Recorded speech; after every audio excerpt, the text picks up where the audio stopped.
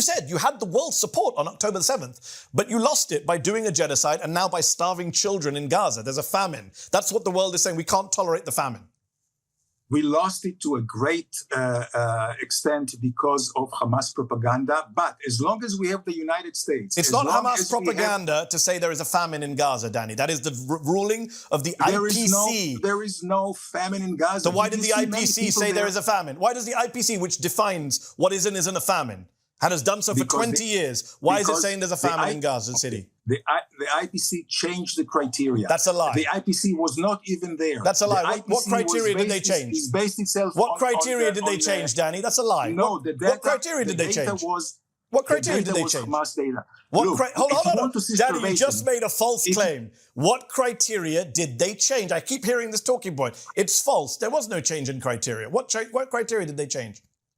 They changed many criteria, but I want to ask you something which is hold on. Danny. What criteria did the IPC change? Because they used the same criteria, the MUAC criteria, that they used to declare a famine in Sudan last year. They used the same criteria in Gaza. You made a false claim. Let me say this, not just the IPC. Over 100 humanitarian aid groups from around the world just signed a joint statement saying Israel is blocking them from bringing in aid.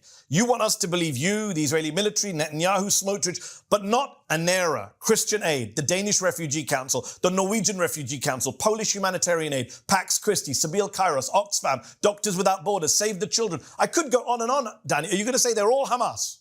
They're all pro-Hamas, are they? Ridiculous. No, I think they are naive, and I think they are basing their assessment on Hamas No, data. they're not. They're not using Hamas data. They're saying that we are being blocked from bringing our trucks in. Danny, they're not talking about famine. There was famine. Danny, listen to me.